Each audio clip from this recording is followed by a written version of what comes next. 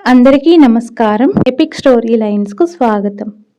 5 ప్రశ్నలు అనే కథలోని 3వ భాగం. రాజకుమారి చెప్పిన ప్రకారం ధీరసింహుడు వెళ్ళి, నీ 3వ ప్రశ్న ఏమిటి అని అడిగాడు. అందుకు సులోచన ఇక్కడికి దక్షిణ దిక్కున శతయోజనాల దూరంలో ఒక శ్మశానంలో నుంచి రాత్రిపూట అయ్యో ఉపయోగమైన పని ఏదీ చేయకుండానే ఈ శుక్రవారం కూడా గడిచిపోయిందే అనే కేక వినిపిస్తుంది. ఆ కేక ఎందుకు వినపడుతున్నదో, దాని అంతరార్థమేమిటో వివరాలు చెప్పాలి అన్నది. సరేనని చెప్పి ధీరసింహుడు సులోచన వద్ద గడువు తీసుకొని దక్షిణ దిశగా బయలుదేరాడు. ఒక కాలిబాటన బయలుదేరి అతను చాలా దూరం నడిచి అలసిపోయాడు. కాసేపు విశ్రమిద్దామని ఒక చోట కూర్చోబోయేంతలో సమీపంలోనే ఒక నగరం కనిపించింది. లేని బలం తెచ్చిపెట్టుకొని ధీరసింహుడు మెల్లగా ఆ నగరం చేరుకున్నాడు. నగరంలో అడుగు పెట్టడంతోటే 2 సిపాయిలు వచ్చి అతన్ని చుట్టుముట్టారు. వాళ్ళను చూడగా మన వంటి మనుషులు కారు, రాక్షసులు కారు, దేవలోకానికి చెందిన ఒక జాతి వాళ్ళలాగా కనపడ్డారు. ఓయి భటుల్లారా, నేనేం తప్పు చేశానని నన్ను పట్టుకుంటారు? నా పని మీద నేను వెళుతూ ఈ నగరం మధ్య నుంచి పోవలసి వచ్చింది కనుక నన్ను పోనీయండి అంటూ ధీరసింహుడు ప్రాధేయపడ్డాడు. కానీ అతని మాటలను వాళ్ళు చెవిని పెట్టకుండా సరాసరి తమ ప్రభువు వద్దకు తీసుకుపోయారు. దర్బారులో రాజు సింహాసనమందు కూర్చొని ఉన్నాడు. రాజు ఏదో బాధపడుతున్నట్టు ధీరసింహుడు గమనించాడు. భటులను చూడగానే రాజు, ఈయన ఎవడో, ఎందుకు వచ్చాడో అంటూ విసుగుతో ప్రశ్నించాడు. అందుకు భటులు, మహాప్రభు, ఇతను మన నగరంలో అడుగుపెట్టిన పరాయి దేశస్థుడు. మన దేశాచార ప్రకారం ఉరి తీయడానికని తీసుకువచ్చానండి అనే వరకు మహారాజు మాట్లాడకుండా తల వంచుకున్నాడు. ఇంతలో ధీరసింహుడు సంగతి సందర్భాలన్నీ ఒక్క నిమిషంలో గ్రహించి, మహారాజా, తమరేదో భరించరాని బాధ అనుభవిస్తున్నట్లు కనబడుతున్నది. ఏలిక సెలవైతే ఒక్క వారం రోజులలో ఈ బాధ నేను నివారణ చేయగలను. అయితే ఈ వారం రోజులు నేను తమ వెంబడే ఉండి కొన్ని లక్షణాలను కనిపెట్టవలసి ఉంది. ఇందుకు అనుమతించిన పక్షమందు ఇప్పుడే చికిత్స ప్రారంభిస్తాను అన్నాడు. రాజు బ్రహ్మానంద భరితుడే వెంటనే అంగీకరించాడు. యుక్తిపరుడైన ధీరసింహుడు 2 రోజుల పాటు రాజు సమక్షమందే ఉండి ఆయన అలవాటులన్నీ గమనించాడు. కానీ రోగానికి కారణమేమిటో అంతుపట్టలేదు. 3వ రోజున అతనికి మెరుపు వలె ఒక ఆలోచన వచ్చింది. ఆ రోజున అందరితో పాటు రాజు భోజనం చేస్తూ ఉండగా మధ్యలో ధీరసింహుడు, పిడికిలి విప్పండి మహారాజా అన్నాడు. అలా విప్పగా తన చేతిలో మెతుకులకు బదులు గులకరాళ్ళు ఉండడం చూచి రాజు ఆశ్చర్యపోయాడు. అప్పుడు ధీరసింహుడు, మహారాజా, ఇప్పుడు తెలుసుకున్నారా? ఇన్నాళ్ళ నుంచి మీరు అనుభవిస్తున్న బాధకు కారణం? బంతిని కూర్చున్నప్పుడు వడ్డనలో పక్షపాత బుద్ధి పనికిరాదు. అది మహాపాపం. కావాలనంటే మీరు ఏకాంతంగా కూర్చొని మీ ఇష్టం వచ్చిన పదార్థాలు ఆరగింపవచ్చు.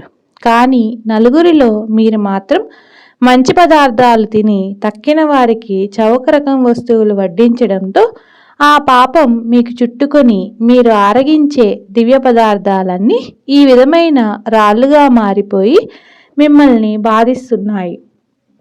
దృష్టాంతం చూడాలనంటే బంతిలో పక్షపాతం లేకుండా సర్వసమానంగా వడ్డింపించినా సరే, లేదా మీరు ఒక్కరే వేరే కూర్చొని భోజనం చేసినా సరే మీకు ఈ పాపం అంటదు, ఈ బాధ ఉండదు అని అనే వరకు రాజు అలానే చేసి చూశాడు. ఇందువల్ల ధీరసింహుడు చెప్పినట్టుగానే రాజు బాధ నయమైపోయింది. ఇహపర సాధకమైన ఈ సలహాకు రాజు చాలా సంతోషించి ధీరసింహుణ్ణి తన ఆస్థానంలో ఉండిపోవలసిందని బ్రతిమాలాడు. కానీ అతను ఒప్పుకోలేదు. పోని మీకు కావలసిన వరం కోరుకుని నన్ను సంతోషపెట్టండి అంటూ రాజు అతన్ని భక్తిపూర్వకంగా అడిగేసరికి, మీ రాజ్యంలో అడుగుపెట్టిన పరదేశస్థులను నిష్కారణంగా ఉరితీయిస్తూ ఉంటిరే. ఇది ఎంతటి దుష్టశాసనం, ఎంత అవివేకం, ఎంత అనాగరికం! ఇప్పుడైనా కన్ను తెరిచి ఈ నిర్ణయం నిలిపివేస్తే అదే 10,000. ఇంతకు మించి నా కోసమై నేను కోరదగినది ఏమీ లేదు అని మనసు విడిచి చెప్పే వరకు రాజు తన తప్పిదానికి సిగ్గుపడి అర్థం లేని ఈ క్రూర శాసనాన్ని వెంటనే రద్దు చేయించాడు. రాజులో కలిగిన ఈ మంచి మార్పులకు సంతోషించి ధీరసింహుడు తన దారిన తను బయలుదేరాడు. అతని పాపం రోజల్లా మిటమిటలాడే మండుటెండలో ప్రయాణం చేసి నీరు నిప్పు పుట్టని ఒక గడ్డు ఎడారి పట్టి పోజొచ్చాడు. ఆ మహా ఎడారిలో హఠాత్తుగా భయంకరమైన ఇసుక తుఫాను రేగింది. ఆ తుఫానులో మిక్కుటమైన గాలికి ఎంతో దూరం కొట్టుకుపోయి అతను దక్షిణ దిక్కున ఒక చెట్టు మీదకి విసిరపడ్డాడు. అతను అమ్మయ్య అని కాలు చేయి సర్దుకునేటంతలో ఆ సమీపం నుంచే అయ్యో, ఉపయోగమైన పని ఏదీ చేయకుండానే ఈ శుక్రవారం కూడా గడిచిపోయిందే అనే కేక వినిపించింది. విశ్రాంతి మాట తర్వాత చూసుకోవచ్చునని తలచి ధీరసింహుడు, ఓహో, ఈ కేక నేను తెలుసుకోవలసిన కేకలాగానే ఉన్నదే, నేను చేరవలసిన ప్రదేశం ఇదే అయి ఉండాలి అని నిశ్చయించుకొని తక్షణమే ఆ కేక వినపడిన దిక్కుకి కాలు సాగించాడు. పోగా పోగా ఒక పెద్ద శ్మశానం, అందులో అనేకమైన గోరీలు కనబడ్డాయి. అందులోని ఒక గోరీ నుంచి ఆ కేక వినవచ్చిందని ధీరసింహుడు తన బుద్ధిబలం వల్ల తెలుసుకోగలిగాడు. తన ఉద్దేశం నిజమవునో కాదో నిర్ధారణ చేసుకోవడానికి ఒక గోరీ వెనుక చిత్రం చూస్తూ అలానే నిలబడ్డాడు. ఇంతలో ఠంగు ఠంగుమని 12 గంటలు కొట్టే వరకు గోరీల మీదనున్న మూతలు తెరుచుకొని ఆత్మలందరూ యువతలకు వచ్చి నిల్చున్నారు. వారందరూ మంచి విలువైన వస్త్రాలు ధరించారు. వారి వద్ద గుమగుమ పరిమళములు కొడుతున్నాయి. వేషం చూడగా వారు శ్రీమంతులని చెప్పకనే తెలిసి ఉన్నది.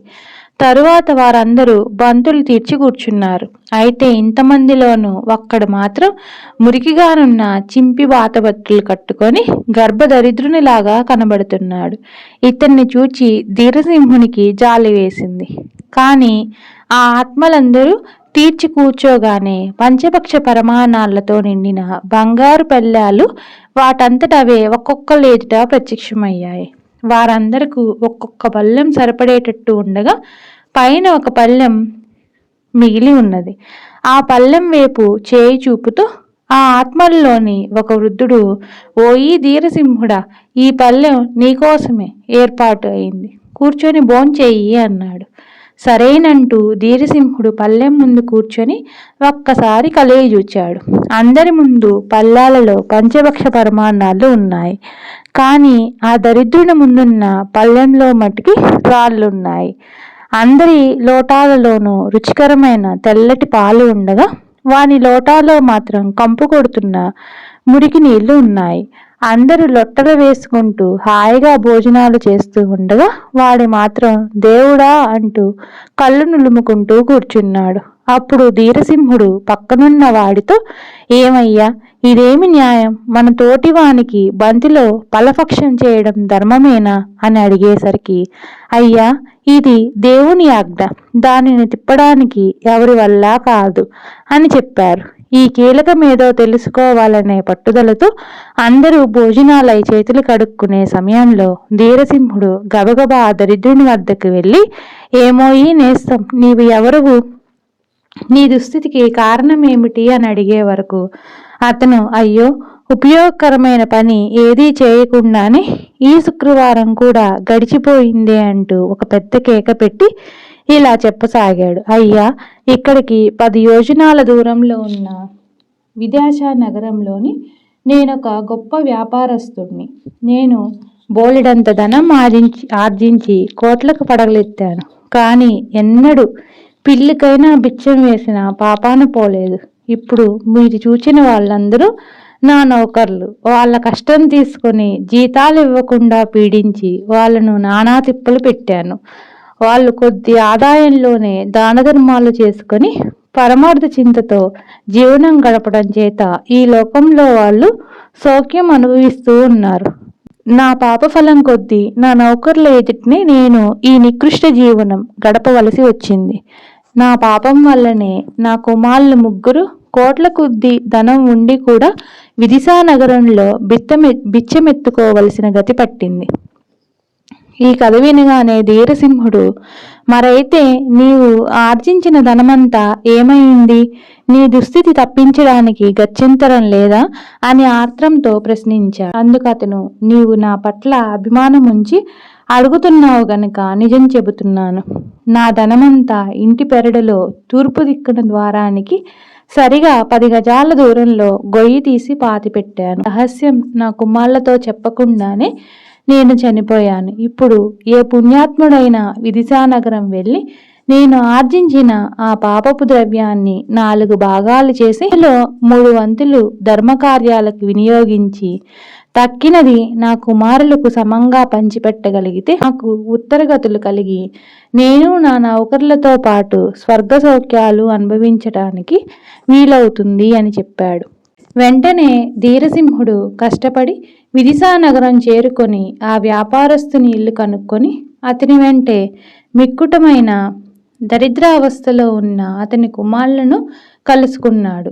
నేను మీ నాయన వద్ద నుంచి వచ్చాను అని ధీరసింహుడు చెప్పగా, 20 ఏళ్ల కిందట చనిపోయిన మా నాయన ఏమిటి, నీవు కనబడడం ఏమిటి, విడ్డూరంగా ఉందే అంటూ వాళ్ళు పరిహాసంగా మాట్లాడారు.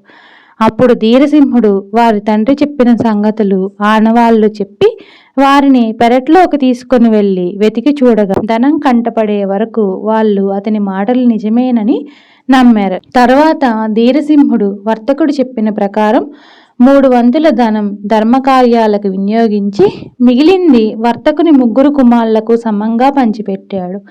ఆ క్షణం నుంచి ఆ కుమారులు 3 దరిద్రం పోయి హాయిగా జీవిస్తున్నారు.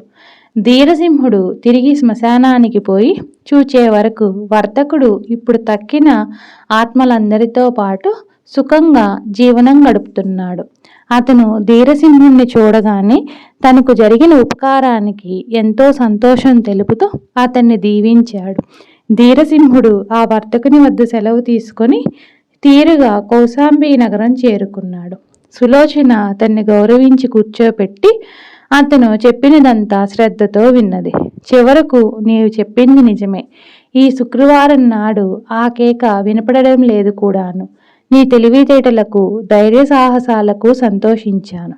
రేపు వచ్చి 4వ ప్రశ్న తెలుసుకుందువు గాని అంటూ ఆమె ధీరసింహుణ్ణి సాగనంపింది.